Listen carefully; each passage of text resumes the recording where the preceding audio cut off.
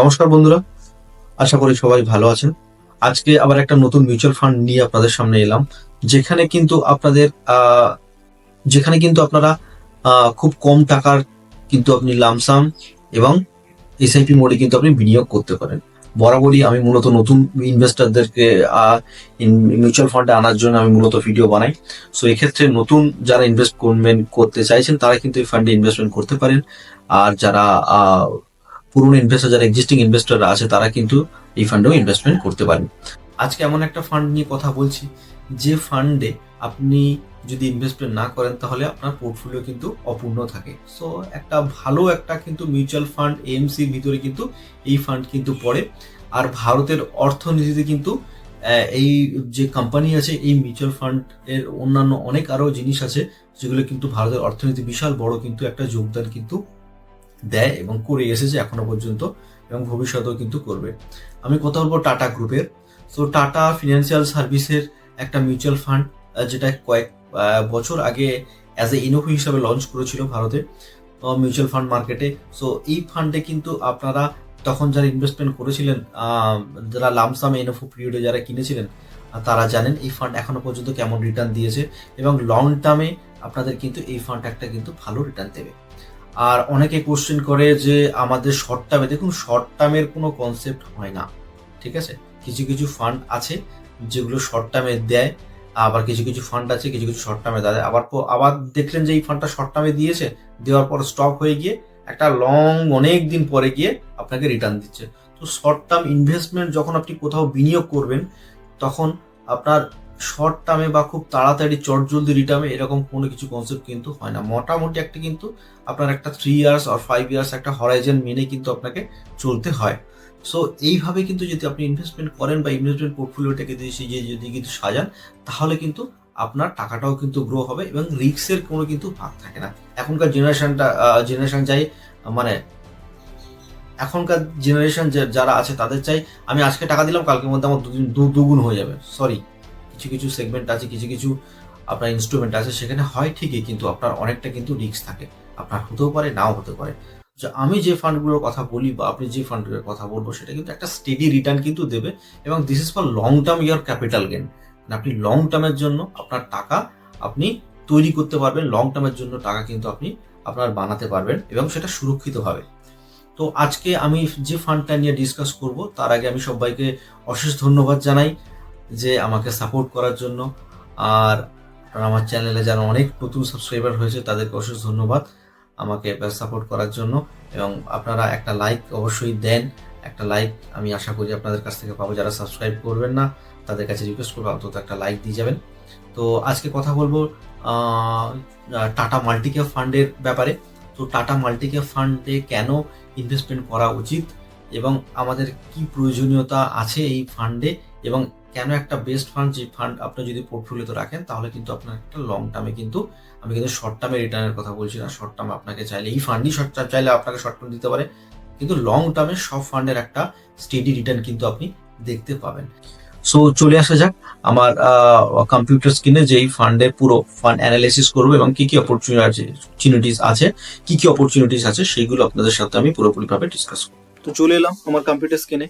দেখ, যে ফান্ডটা নিয়ে কথা বলা ছিল, যেটা হচ্ছে টাটা মাল্টিক্যাপ ফান্ড ডাইরেক্ট গ্রোথ। তো এই ফান্ডটা কিন্তু একটা কিন্তু ইকুইটি ফান্ডের ভিতরে পড়ে, মাল্টিক্যাপ ক্যাটাগরির ভিতরে কিন্তু এই ফান্ড আসে, এবং কিন্তু এর রিস্ক কিন্তু প্রচন্ড পরিমাণে হাই।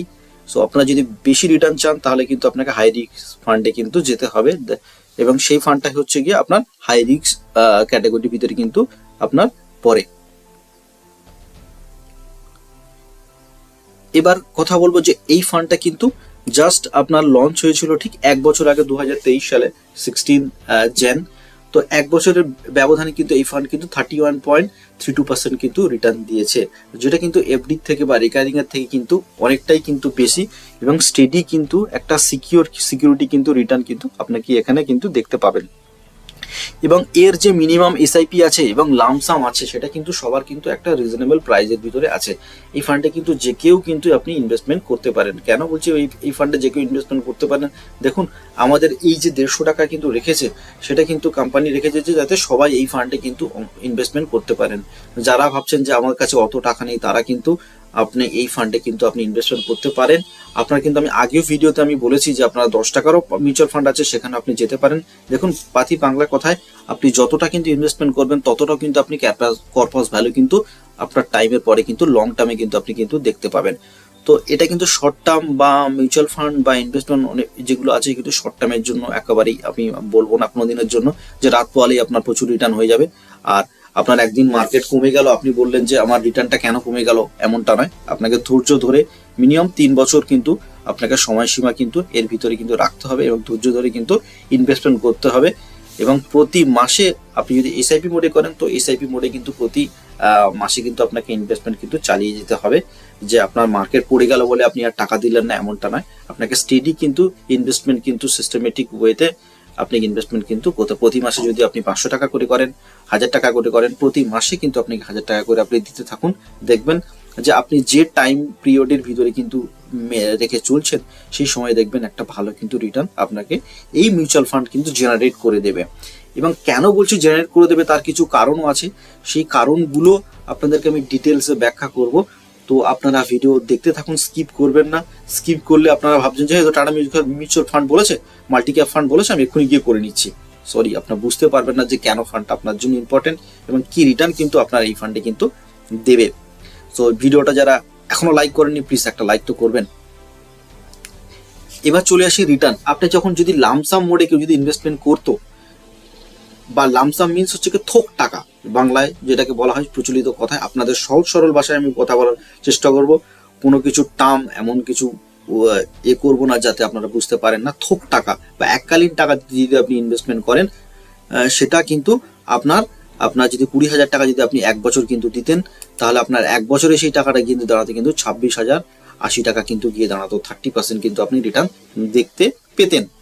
তো কারা যদি কেউ যদি এফডি পরিবর্তে যদি এই জিনিসটা করেন, তাহলে কিন্তু আপনি রেজাল্ট আপনার সামনেই দেখতে পাচ্ছেন। এবং যারা 1 বছর আগে ইনভেস্টমেন্ট করেছিলেন তারা প্লিজ কমেন্ট করে, তারা যদি কেউ দেখে থাকেন প্লিজ কমেন্ট করে জানাবেন আপনার ফান্ডটা কোন জায়গায় গিয়ে দাঁড়ালো। আর মান্থলি এসআইপি অ্যাজ ইট ইজই আছে আপনার 150 টাকা। দেখুন 150 টাকা আপনি ন্যূনতম করতে পারেন, দ্যাট ইজ মানে সেটা আপনার ব্যাপার, আপনি কত টাকা করবেন।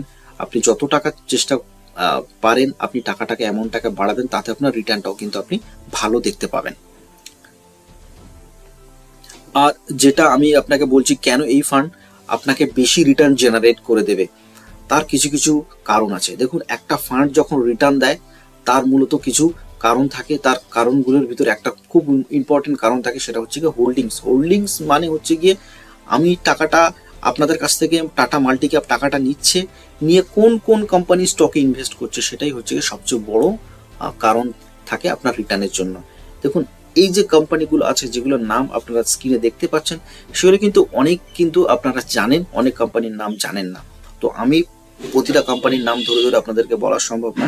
আমি কিছু কিছু কোম্পানি আছে যেগুলোর আপনি কিভাবে বিজনেস করে এবং এদের ভবিষ্যতে কি আছে সেগুলো আমি আপনাদেরকে বলবো। এইচডিএফসি ব্যাংক আপনারা জানেন প্রাইভেট ব্যাংকগুলোর ভিতরে একটা বড় কিন্তু ব্যাংক। এই ব্যাংক কিন্তু আগে আগে এইচডিএফসি গ্রুপ এবং এইচডিএফসি ব্যাংক আলাদা ছিল, এখন কিন্তু মার্চ হয়ে গেছে।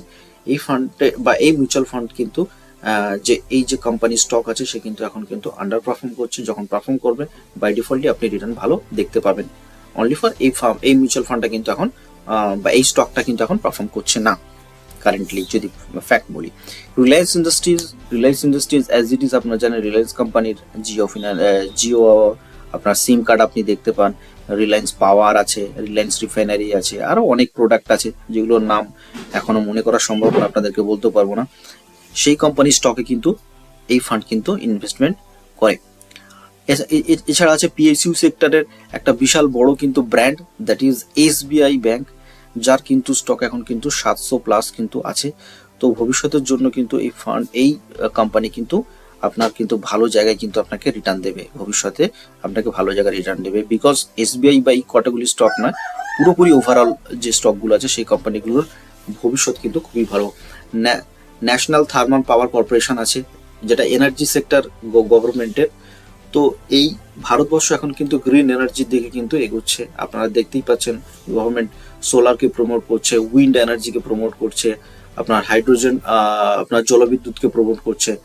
হাইড্রোজেন চালিত যে বাস সেগুলোকে প্রমোট করছে। তো সেই সেক্টরগুলোর ভিতরে কিন্তু এগুলো আসে। তো এই সেক্টরগুলো কিন্তু এখন ইন্ডিয়াতে গ্রোয়িং লেভেলে আছে, বিকজ আপনারা দেখতেই পাচ্ছেন যে এর একটা ইলেকট্রিক গাড়ির কিন্তু একটা মার্কেট বিশাল বড় তৈরি হচ্ছে। তো এই সেক্টরগুলো বা এই কোম্পানিগুলো কিন্তু ভালো কিন্তু রান করবে। আর ভারতী এয়ারটেল আছে, ইনফোসিস আছে, যাত্রা আছে, HCL আছে, ফেডারেল ব্যাংক আছে, আরও অনেক স্টক আছে যেগুলো কিন্তু আপনার ইন ফিউচারে কিন্তু ভালো রিটার্ন কিন্তু দেবে। আর আরেকটা কথা, যে মাল্টি ক্যাপ ক্যাটাগরির ভিতরে কিন্তু এই যে কোম্পানিগুলো আছে, মাল্টি ক্যাপ ক্যাটাগরির ভিতরে কিন্তু আপনি তিনটে ক্যাটাগরি কিন্তু আপনি দেখতে পাবেন। একটা হচ্ছে আপনার স্মল ক্যাপ ক্যাটাগরি, একটা হচ্ছে আপনার লার্জ ক্যাপ ক্যাটাগরি, আর একটা হচ্ছে আপনার মিড ক্যাপ ক্যাটাগরি। এবং আদার্স যে 25% থাকে সেই পার্সেন্ট কিন্তু আপনি অন্য জায়গায় দেখতে পান, মানে লার্জ ক্যাপে 25%, মিড ক্যাপে 25%, অ্যান্ড স্মল ক্যাপে 25%। আদার 25% কোম্পানি অন্যান্য আদার্স যে ডিপার্টমেন্ট আছে, অন্যান্য আদার্স যে সেক্টরগুলো আছে সেই সেক্টরে কিন্তু ইনভেস্টমেন্ট করতে পারে বা ইনভেস্টমেন্ট করতে পারে না, করে। তো ওভারঅল কিন্তু এই হচ্ছে কি ইকুইটি সেক্টর অ্যালোকেশন। মূলত এটা হাই রিস্ক একটা ইকুইটি ফান্ড। তো বাই ডিফল্ট ইকুইটি সেক্টর কিন্তু বেশি ইনভেস্টমেন্ট হবেন। তো ইকুইটি সেক্টর কিন্তু 92.1% কিন্তু ইকুইটি সেক্টরে কিন্তু এই ফান্ড আছে।